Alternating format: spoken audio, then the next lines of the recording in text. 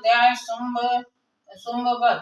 महर्षि मेधा ने कहा, हे राजन, अपने प्यारे भाई को मरा हुआ तथा सेना को नष्ट हुई देख करके क्रोध में भरकर दैत्यराज शुंभ कहने लगा, दुष्ट दुर्गे, तू अहंकार से गर्व मत कर, क्योंकि तू दूसरे के बल पर लड़ रही है। देवी ने कहा, हे दुष्ट, देख, मैं तो अकेली ही हूँ, इस संसार में मेरे सिवा तुम दूसरा कौन है? ये सब मेरी शक्तियां हैं, देख, ये सब की सब मुझ में प्रविष्ट हो रही। इसके पश्चात ब्राह्मणी आदि सब देवियां उस देवी के शरीर में लीन हो गईं और देवी अकेली ही रह गई। तब देवी ने कहा, मैं अपनी ऐश्वर्य और शक्ति से अनेक अनेक रूपों में यहाँ उपस्थित हुई थी।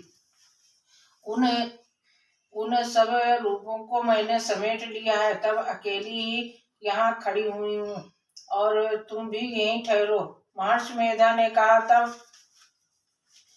देवताओं और राक्षसों को देखते देखते देवी तथा शुंभ के भयंकर युद्ध होने लगा। अंबिका देवी ने सैकड़ों अस्त्र शस्त्र छोड़े। उधर दैत्यराज ने भी भयंकर अस्त्रों का प्रहार कर दिया। देवी के छोड़े हुए सैकड़ों अस्त्रों को दैत्य ने अपने अस्त्रों द्वारा काट डाला।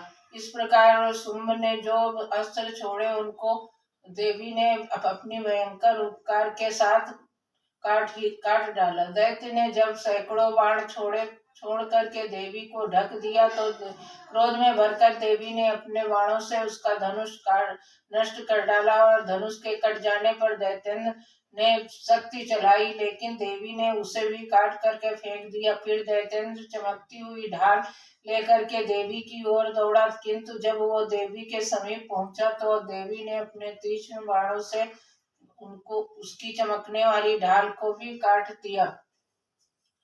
फिर दैत्येंद्र का घोड़ा मर गया और रथ टूट गया, सारथी मारा गया। तब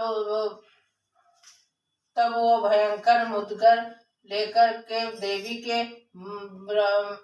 देवी पर आक्रमण करने के लिए चला, किंतु देवी ने अपने तीक्ष्ण बाणों से उसके मुद्गर को काट दिया।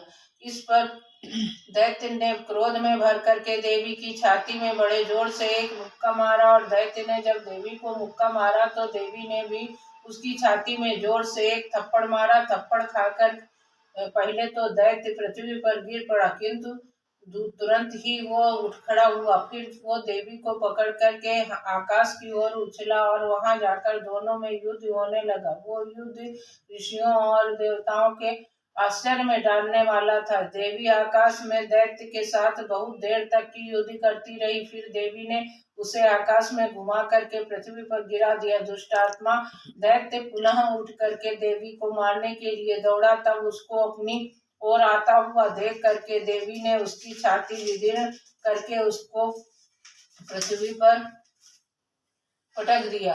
देवी के त्रिशूल से घायल होने पर उस दैत्य के प्राण पखेरु उड़ गए और मरने पर समुद्र, द्वीप, पर्वत और पृथ्वी सब कांपने लगे। तदंतर उस दुष्ट आत्मा के मरने से संपूर्ण जगत प्रसन्न और स्वस्थ हो गया और आकाश निर्मल हो गया।